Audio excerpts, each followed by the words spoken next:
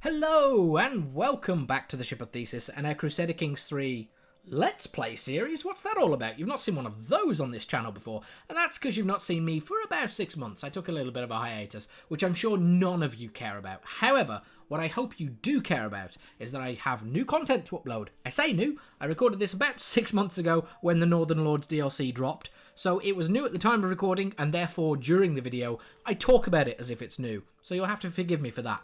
What I would love to hear though from you guys is for you to pop into that comment section and just let me know, do you like this style of video? Do you like what I've produced here? Do you want to see more of it? I've got the save file, as you can see. I can continue this series. I just would love a little bit of feedback to know whether or not it's exactly the kind of thing you guys are looking for. I will be returning to the more tactical, mechanical deep dive videos as well, but I just wanted to give this one a go. Anyway, that is far too much waffle from me. Let's get straight into the content, shall we?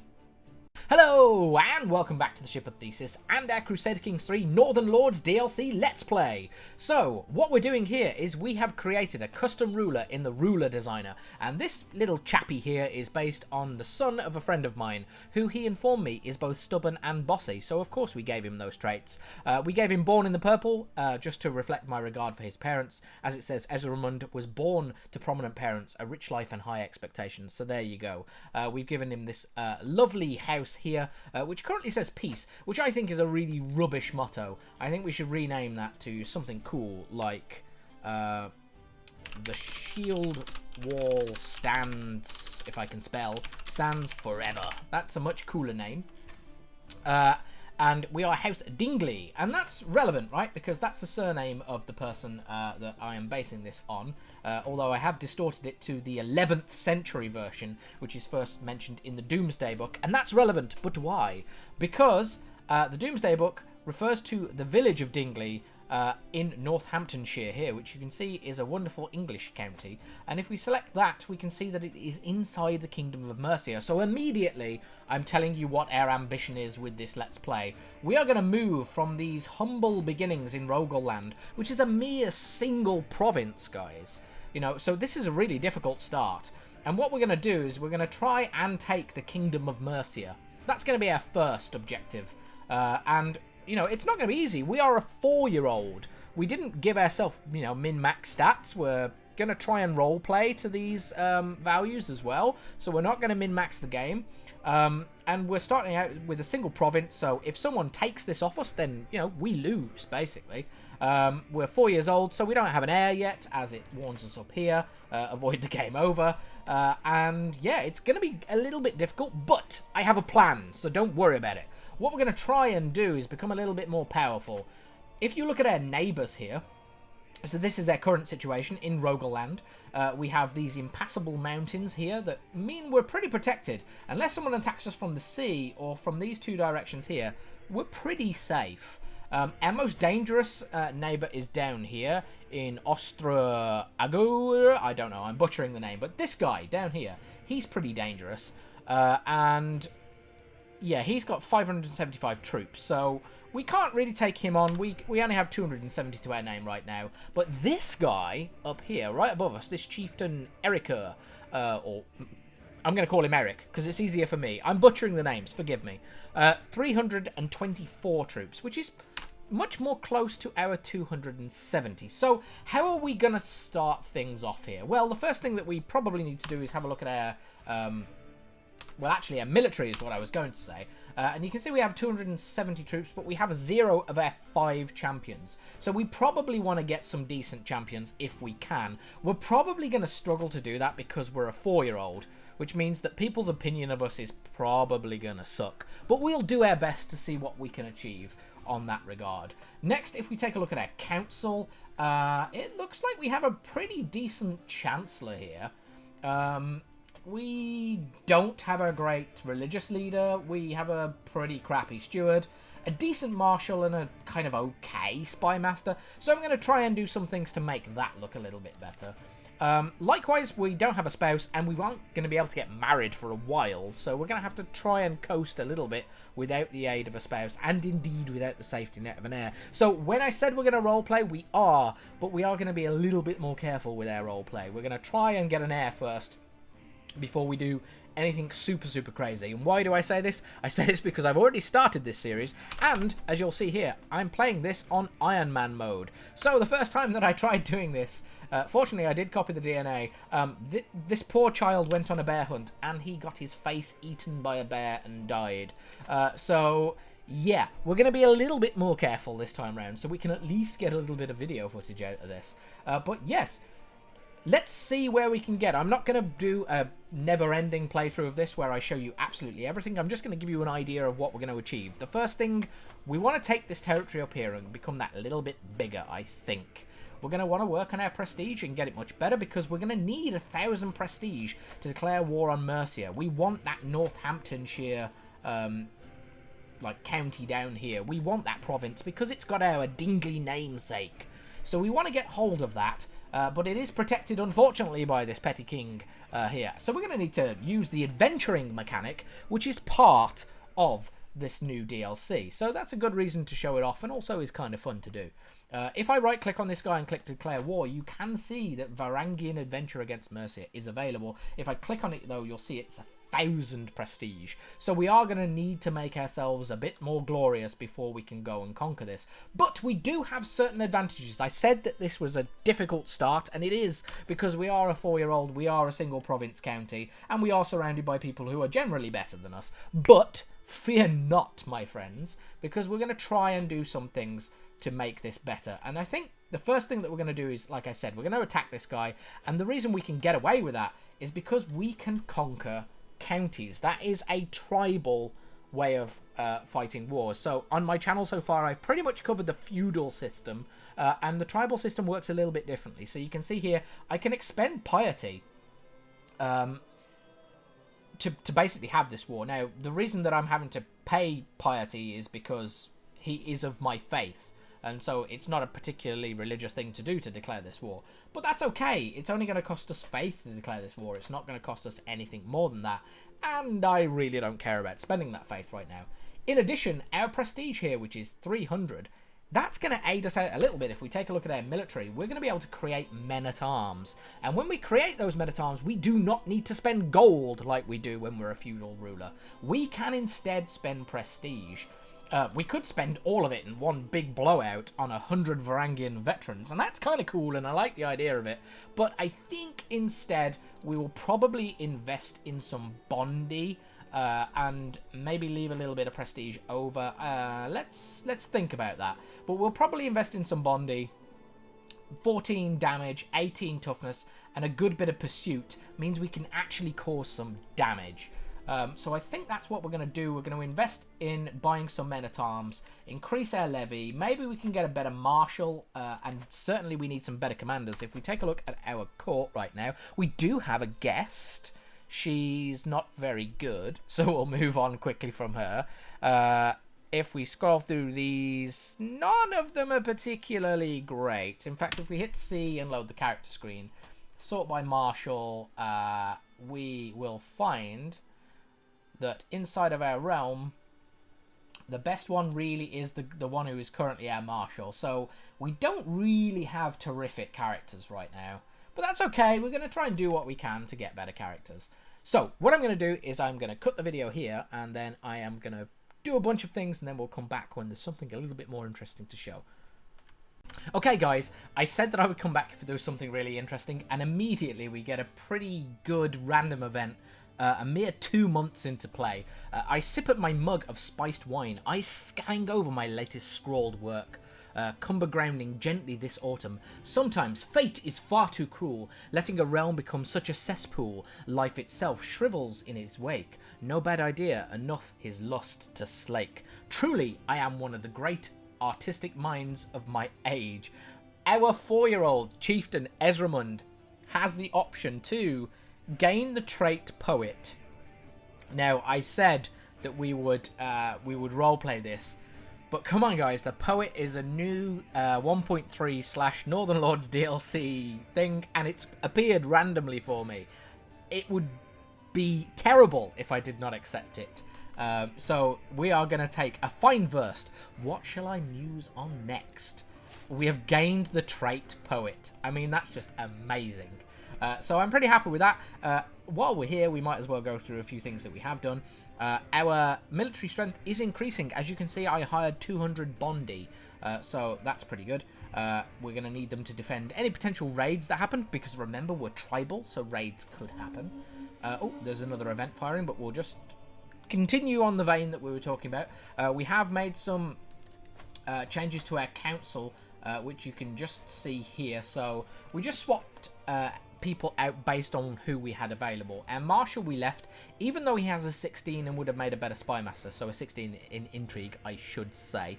But we left him there because he's our best marshal as well. We can't really get any characters in right now. We don't possess enough gold to make people like us. And because we're a child, we have just such a heavy opinion penalty with everyone. So going to the character screen and trying to hire new people, frankly, just doesn't work, unfortunately. So, you know, it is what it is.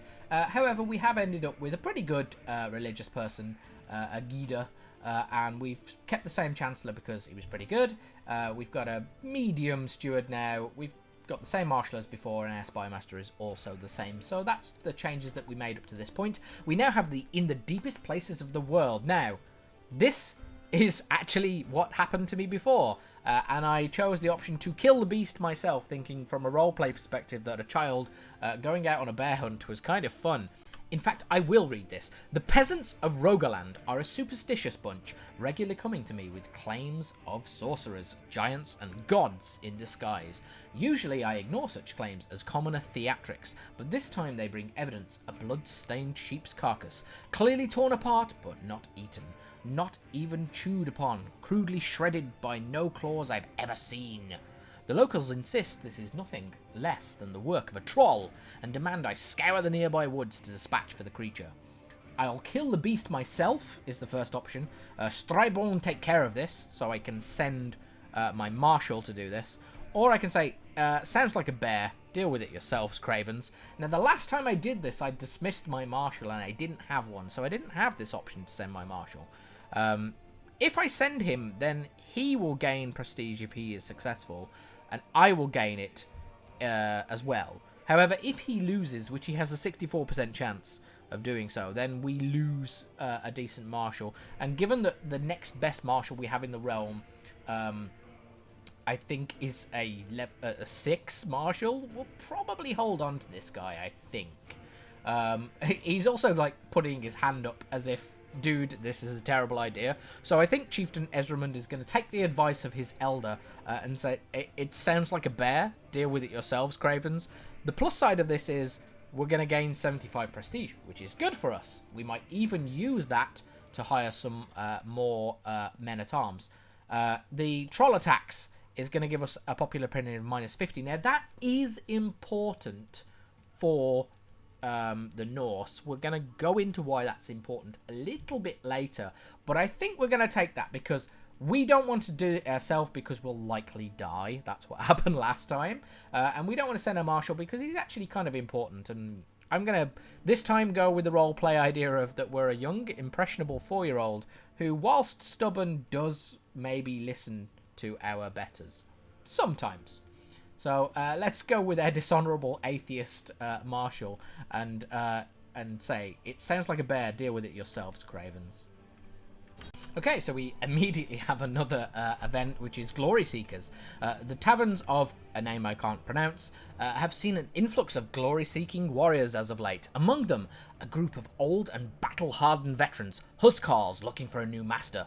There is also a whole host of enthusiastic young men that talk non-stop about finding glory on foreign shores.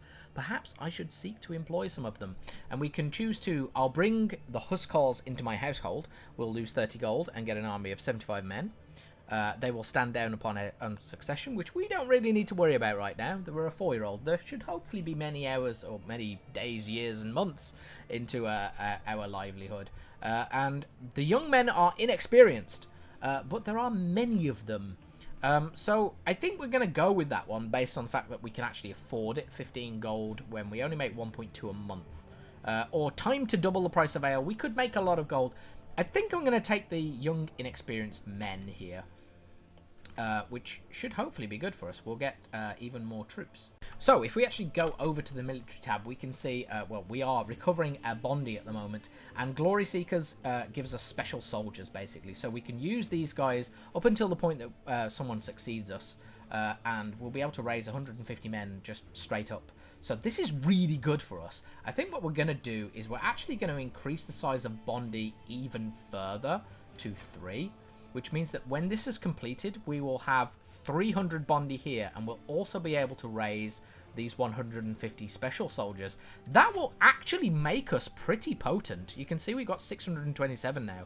So actually, I said we were going to take this guy on, and I think we still might because it's a nice easy win, but we can probably bully this guy down here as well. So that's pretty good for us. Now, one of the things actually keeping us going with this at the minute is the very fact that we have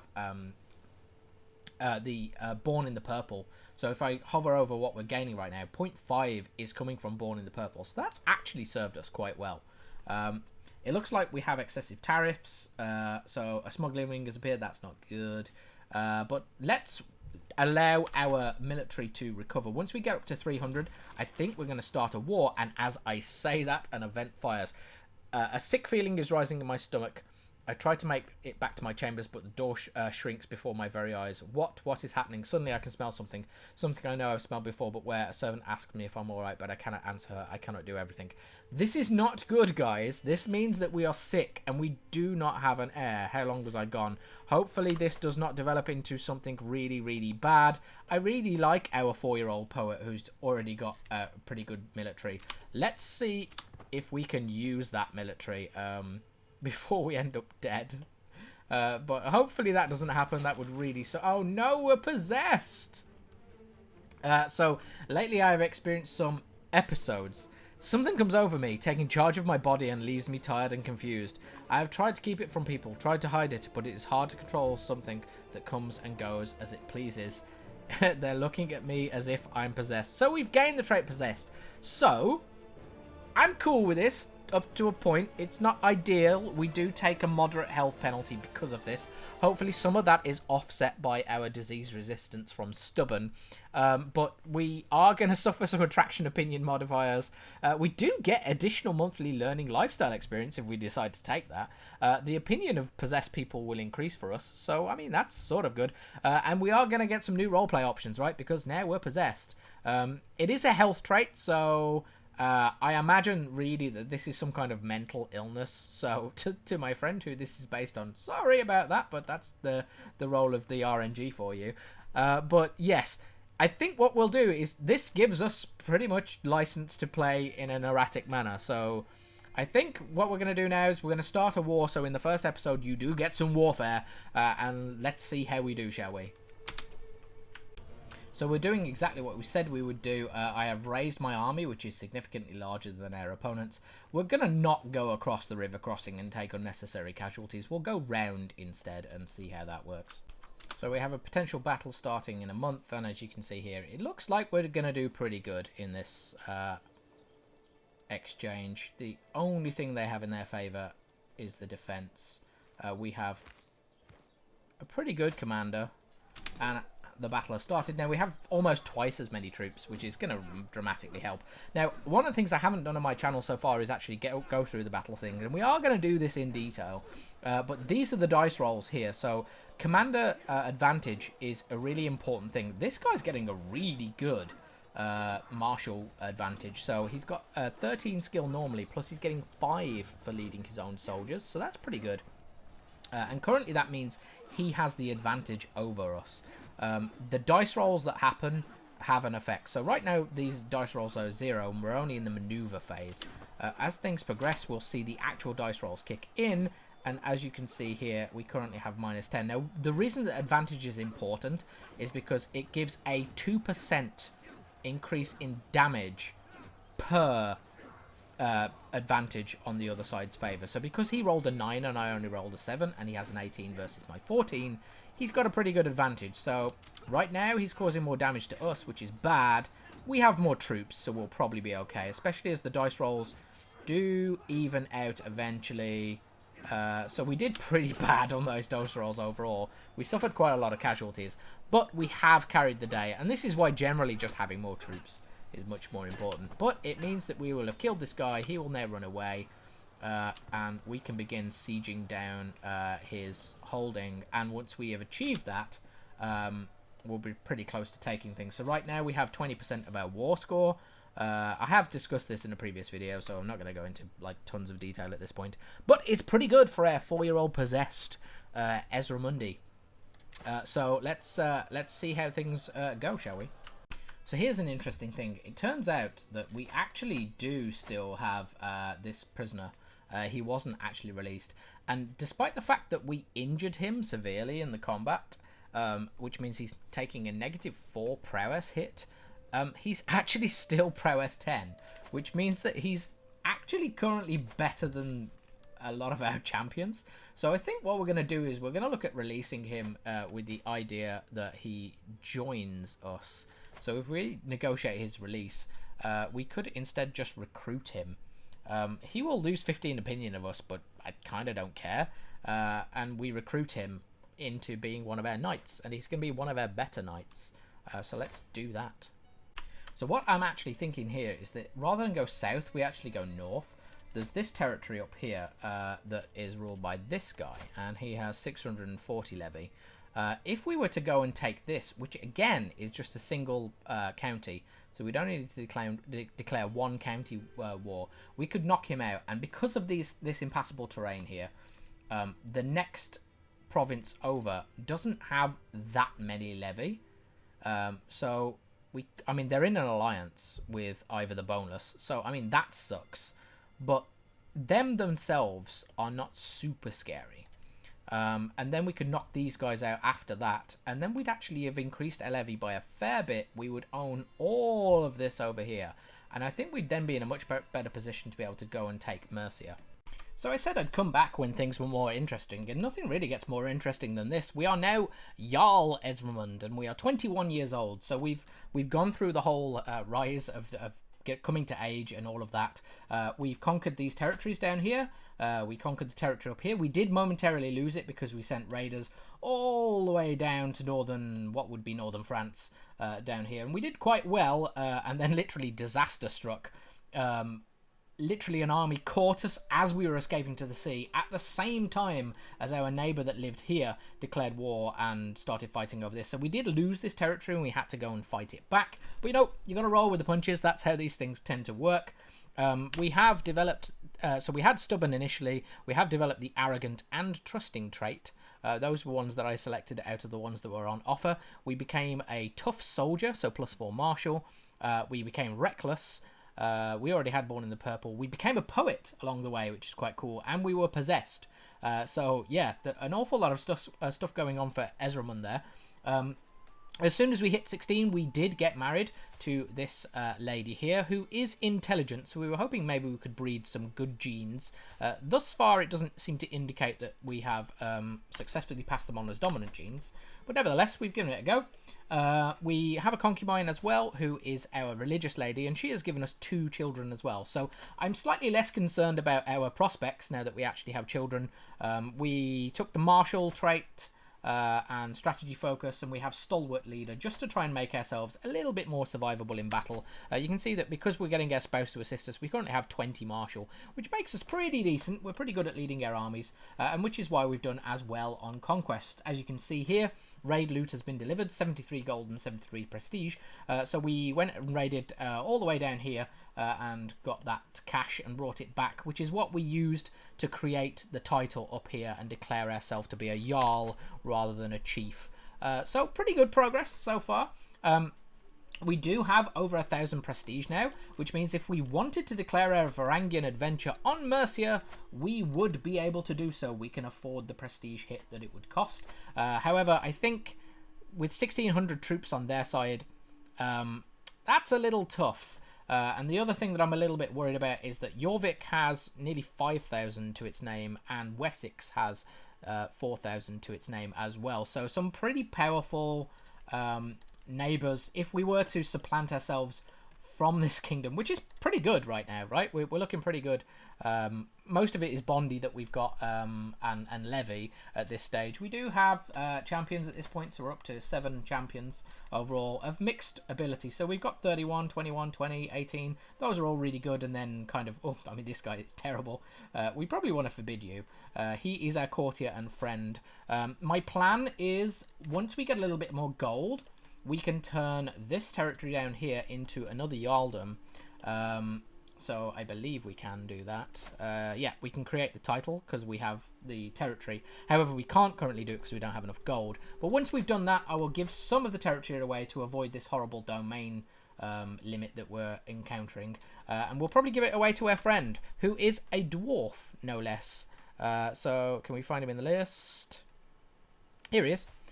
So this is our friend who we randomly came across. We did get a cat.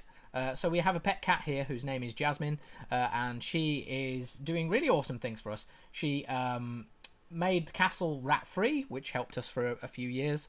She has, unfortunately, given our wife a cat sensitivity and a moderate penalty to her health. But given the option of sending the cat away or sending the wife away, I think the wife has to go, I'm afraid, even if she does have the intelligent trait.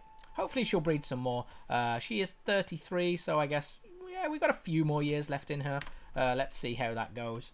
But yeah, all in all, very, very good. What we're looking to do next is just solidify things a little bit more. Maybe make our levy that little bit better. Like I said, maybe get the double title up here. And then maybe we will consider trying to take on Mercia. It'll be a bit of a risky dice roll at the moment. And then I guess we'll have to worry about our neighbours. We could perhaps vassalize ourselves and just basically offer to be the vassal of Jarl Halfdan up here. That might be the way that we get away with it, just so we don't get crushed as soon as we enter England. But after that, I think our next move would probably be to try and do the Kingdom of the... High Kingdom of the North Sea. I think that would be a really cool... thing to try for. Of course, it will be kind of difficult because you've got to have the Kingdom of Norway, England, and Denmark. So we'll be going for a long playthrough there because obviously we're going to move ourselves from Scandinavia over to England, and then we'd have to go back and fight our way into Scandinavia once more. So I mean, plenty of content at least, but that's where we are at the moment.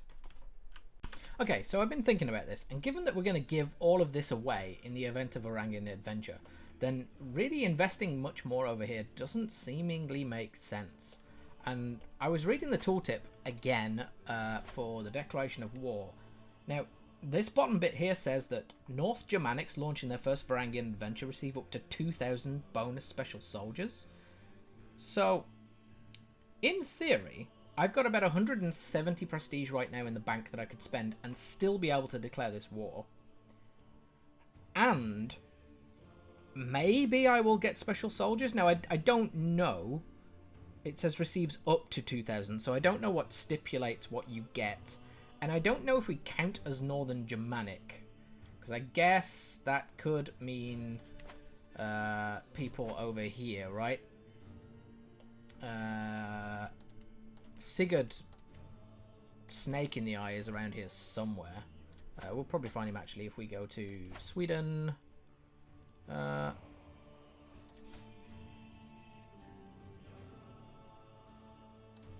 Bjorn. I thought that was Bjorn Ironside. Oh, there he is. There's Sigurd. So I thought that this guy, he controls. So I mean, this could potentially count as Northern Germanic, I guess. But there's nothing that really stipulates that. So I'm tempted to try this. Now, we are in Iron Man mode, right? So this could be a horrendous mistake. But I've not played with this mechanic before. So, I mean, this is the most interesting bit to do, right? So let's give it a go. I think we're going to declare on this godless absolver, this Catholic Anglo-Saxon, who has 1,600 troops right now. And he does have some mercenaries. I think we're going to declare on him. And it gives us the option of 2 different objectives. So when you do Varangian Adventure, it's defaulting to the Duchy of Lancaster, which is this up here. We don't want to take that. We don't want to fight this massive war over these 2 little teeny tiny bits. we can do change objective to the petty kingdom of Mercia, which importantly contains that Northamptonshire that I set out at the very beginning, but also is a much larger territory. So I think we do that, you know. Before we do that, let's have a look at men-at-arms. We could just hire some additional Bondi. So we already have 2 different sets of Bondi. The only reason that I didn't continue to increase the size of this was because of the disastrous raid before. I wanted a secondary troop so I could raise them immediately. It didn't work in the end, but you know, it was worth a go. We could create a brand new regiment, but we only have 170 to spend. So we could literally buy light horsemen, who offer us really good pursuit and screening, actually. So yeah, it is January, so winter is in effect. Remember that we do have winter now. It is winter over there, but by the time we've actually sailed over there, will it still be winter, I guess is a good question. It's currently a normal winter, so I don't think we really need to worry about that. Although, with that said, yeah, our Bondi troops do quite well in normal winters, so that's kind of good. We do get negative for those light horsemen. I don't know. I mean, they're pretty good.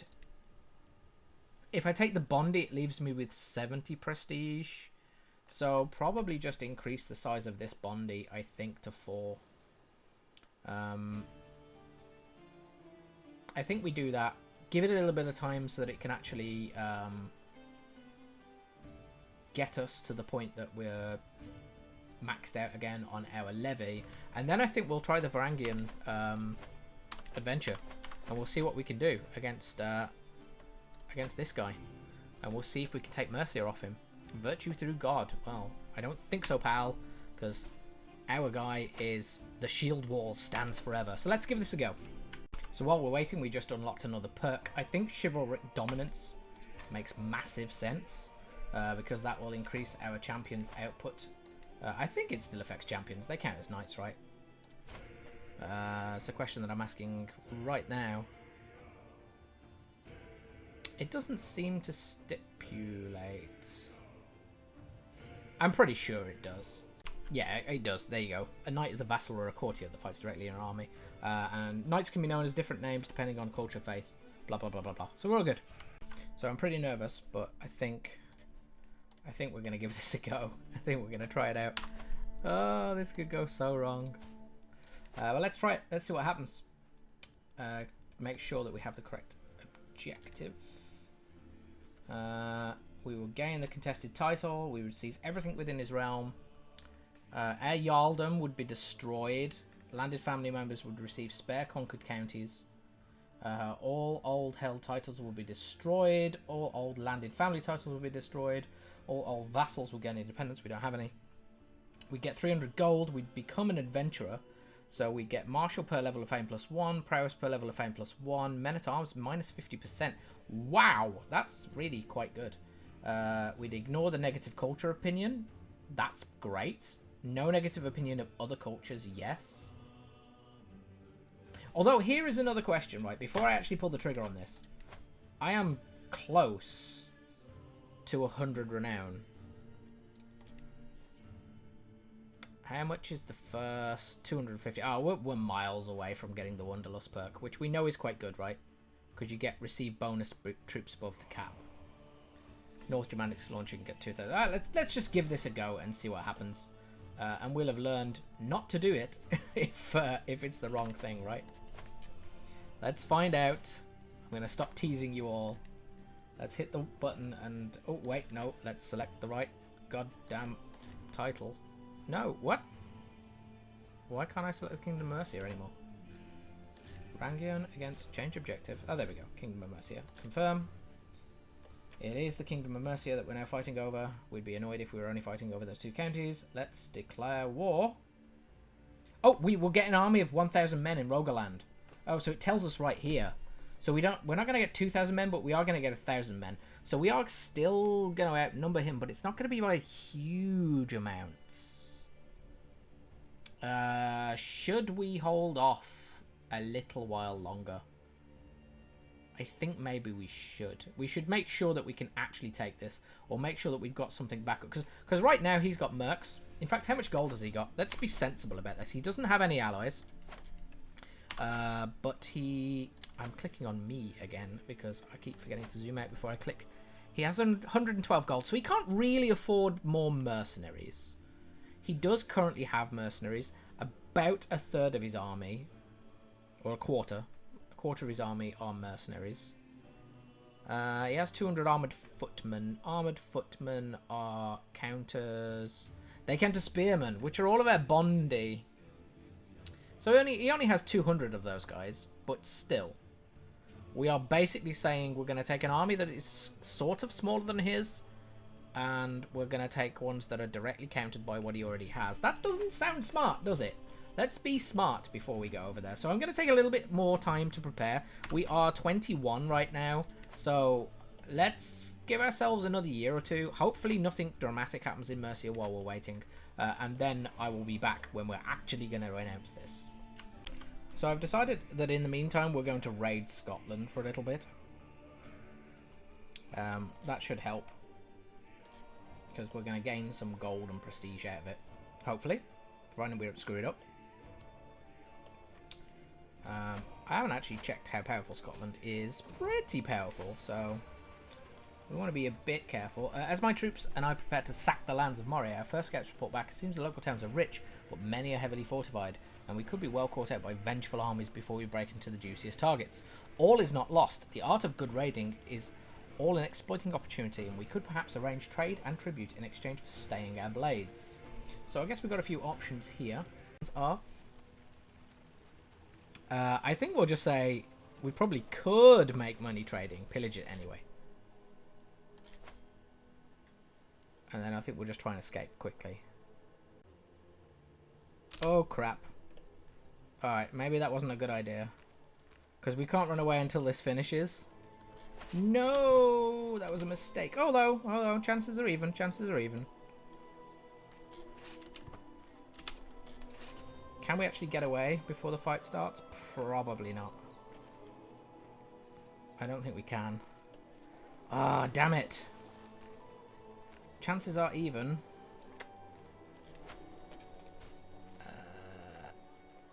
There's nothing I can really do to stop this. Yeah, okay. We roll the dice and we roll bad. They were quick, man. They were super quick. What's going to go on with this battle? We have the advantage right now, but they have more troops than us. Generally, that wins. Them having more troops is generally going to... Oh, no, I think we might just carry the day. Oh, just... Look at that. Blimey. And that actually gained us a massive amount of fame. Which is good. We're no longer completely insignificant. We're now just obscure. Rather than what we were before, which I assume was unheard of. So, cool. Alright, well, we're going to run away anyway. Oh, in fact, do we want to run away? Is there anywhere nearby that's got good loot? I guess we could go raid over here before we leave. And fill our...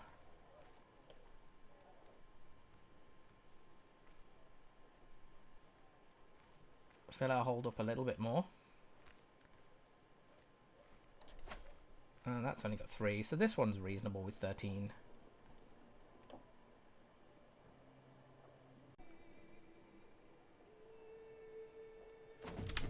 Cool. Bring me bounteous plunder.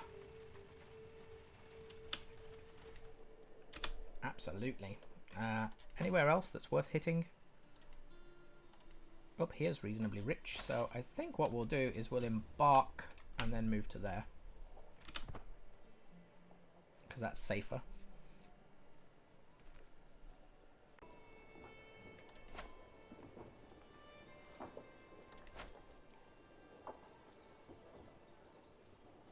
And we need about a month to do this, and then I think we'll run away. There's a 15 there, but I think we're starting to push our luck a little bit.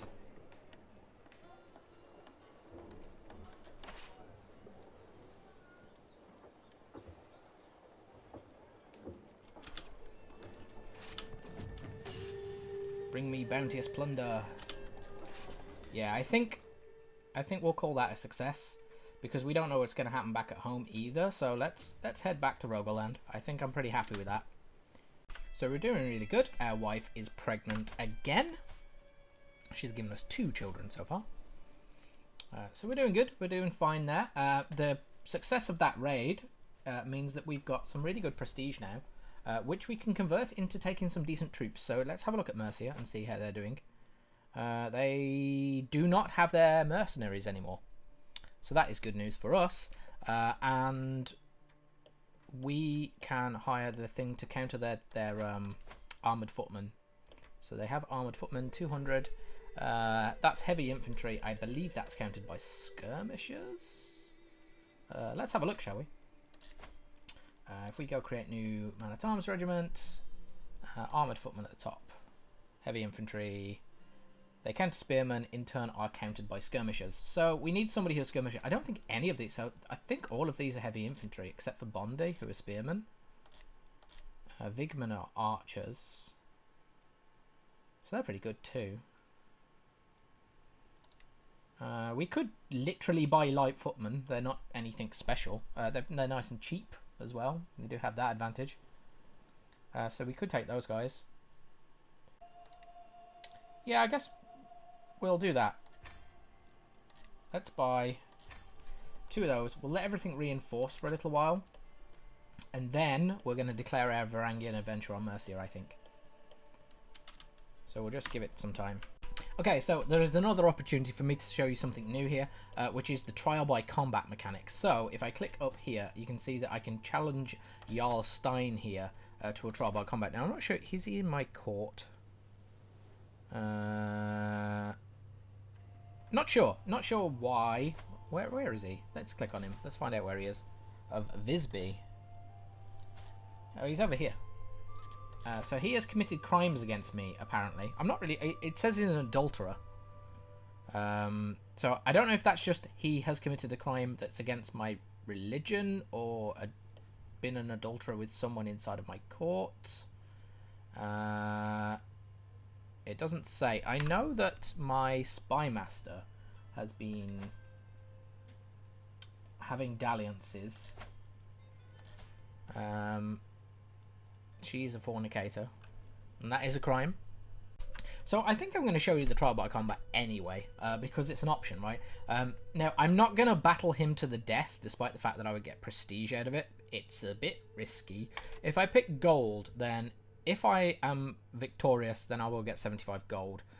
If he is victorious, I will simply gain 60 stress. So I think we'll go with that, just because I want to show it off, and I want to have a go myself. I've not played with this yet. So let's do trial by combat. Let's see what happens, shall we?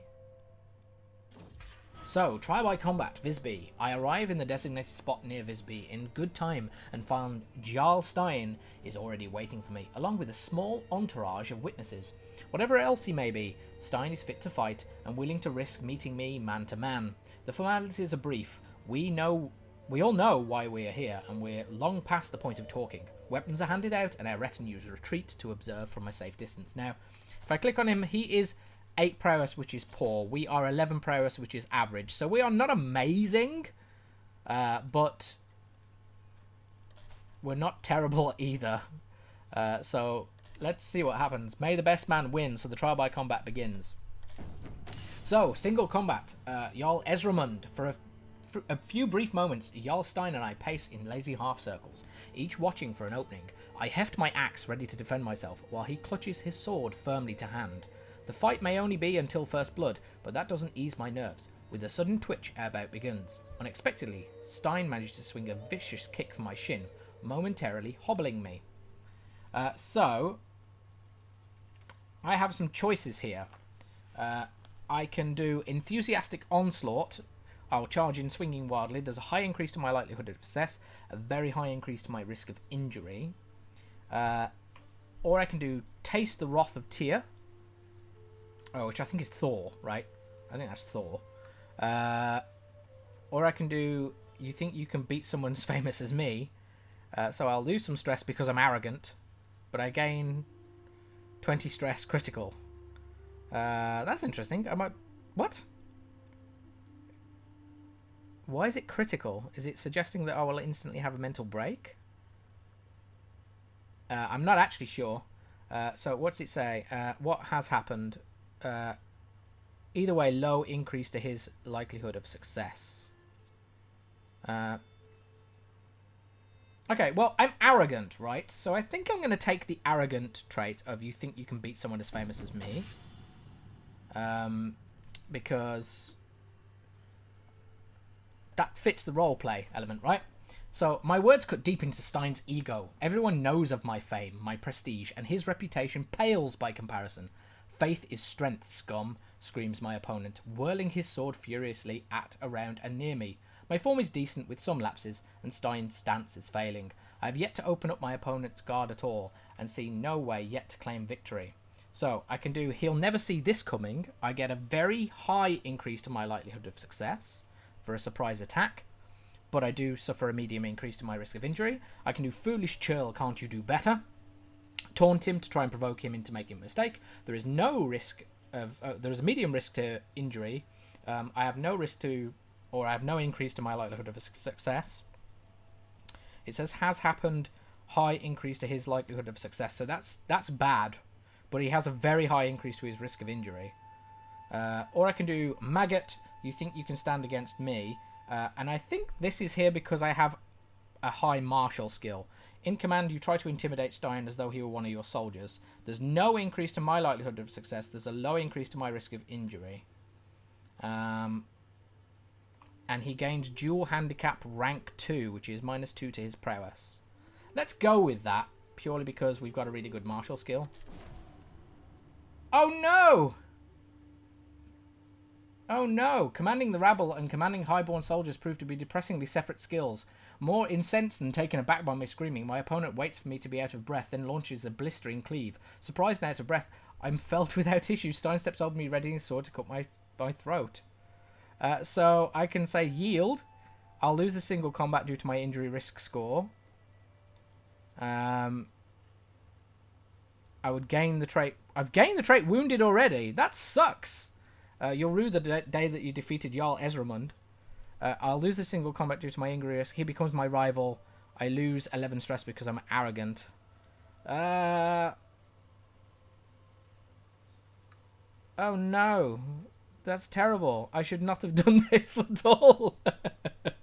Okay, well, let's go with you rue the day that you defeated me and we'll turn him into a rival. Oh no, we've become overwhelmed by stress as well. This was a terrible idea. Why did I do this just for the YouTube contents? So, trial by combat defeat. How did it come to this? I went before the gods to seek justice, and I'm rewarded with suffering and humiliation. I spoke not one word the entire ride back to whatever that word says. I don't understand how Jarl Stein beat me. I was in the right. I was supposed to win. That's the whole point of trial by combat. Now all the world regards our issue settled, and justice has been meted out. Pah! There was no justice here. And I've had a mental break. Mental break, endless toil. Sometimes I feel like the entire world rests upon my shoulders. My responsibilities as Jarl are endless. I hardly have a moment left for myself. We've reached stress level 1. I need something to rebalance my humours. I can become a drunkard and lose 22 stress. I am surrounded by fools. I gain irritable, which isn't a great trait. -2 diplomacy is a bit bad. -1 martial is bad. +2 prowess is good. Yeah. Or this is my duty after all. I'll gain 60 stress. Let's do that. Oh, we become overwhelmed. Is that giving us a mental break again? So we now hit level 2. Okay. What I'm going to do is I'm going to go decisions, and I'm going to pet Jasmine. And I think that removes some stress. Only 11? Oh no. Okay, we're at 218. We need to bring that stress down below 200 to lose the stress level. Okay, well that was fun. That was certainly interesting. So we gained infected from our wound in the duel, and we managed to get a physician, and fortunately we have lost the wounded trait. She managed to successfully heal us. We went for irritable because we became overwhelmed by stress again. So we have taken that trait on, which means that we're not quite as good. martial-wise anymore, but we do get a little bit of extra prowess because of it. So, you know, swings and roundabouts. Looks like we have a perfect son, so it looks like we're doing fine. Yasmin, the rodent killer, is going to help us out as well. The castle's never been this free of rodents before, so we get rat-free. That's going to really help, because that gives you a really good boost to your health. There you go, huge boost to your health. So that's really good. That's going to help offset. Oh, in fact, we're not wounded anymore. But yeah, that's just good. It keeps us alive. So I think if we take a look at our military now, we're nearly at 200 of the light footmen that we hired. So I think as soon as that drops, we're going to start this Varangian adventure. Before I do anything else really, really stupid, it looks like our scars have healed as well. So poor Esmond, what a terrible, terrible thing that I did there. But let's give it a go. Let's find out what we can achieve next. We can actually hire a few more champions, and maybe we should do that before we go. Okay, so I think we're going to go for this now. We're going to declare the war against Mercia. They do now have an ally, which is a little bit annoying, but it's only adding an additional 300 troops, I believe. So we're just going to have to see how we do, and let's go from there. So, declare war. Adventurers flock. Whoops, I've left it on speed 5. Yasmin, purring comfort, blah, blah, blah, blah, blah. So yeah, we lose some stress, that's good. Let's raise our troops. We need to get them 4 days, they'll be up to speed. So I've decided that we're going to land in Cheshire, so that we don't take any we won't take any casualties. If we try and land over here, we'll take some attrition just for going in. So if we land in Cheshire, we can attack through, and we need to take the realm anyway. So let's hope things go well. Okay, so the supply limit in Cheshire is high enough that we can get away with having our troops here. We are, of course, going to take some attrition because we're in enemy territory. But let's start sieging down this holding and see where it gets us, shall we? In fact, I've elected to stop doing that and instead try and fight their armies before they can get together and cause any serious resistance. So if we can just break them while they're fragmented, I think that will serve us quite well. Well, I didn't actually record much footage of it, or in fact any really, because it wasn't really the most interesting fight you've ever seen. I just completely decked them. So we are completely successful. Our Varangian Adventurer against Mercia is done. We will seize all the territory that he used to hold, and we will lose all of our old territory. We'll gain a lot of gold and a lot of fame, but we've done it. We've managed to have a successful Viking adventure in England, and Mercia is now ours. So I'm going to hit enforce demands. I'm going to slow the game speed down. I'm going to hit enforce demands, and there we go. So be it. Mercia is now ours, and if we go up here, this territory is now split up into lots of independent people. It's no longer anything to do with us at all. But yeah, we own Mercia now. I mean, that's pretty cool. We've got a whole bunch of vassals where previously we didn't. How about that? Oh, look, there you go. We've got a guy who's in Wolverhampton, of all places. So if you're listening to my accent, that might mean something to you. But yeah, that's pretty cool. I think I'm going to end this particular video there. We have taken a 4-year-old ruler, and we have progressed him to conquer a good chunk of the coast of Norway. And then we have sailed across the sea, sailed across the North Sea, all the way around the British Isles to land up here, and in Cheshire, and then fight our way down to take the entire kingdom of Mercia from our enemies. And we've now established ourselves as a Jarl in the British Isles. So that's pretty cool. I'm pretty happy with that.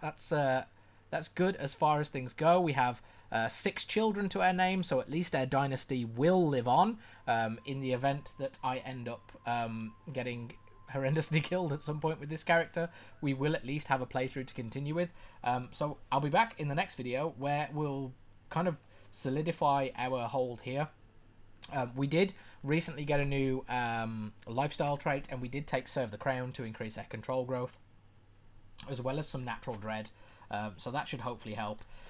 We'll need to look at our neighbours very carefully. And yeah, from there we'll work out what we can do. But thank you very much for watching, and I will see you guys next time.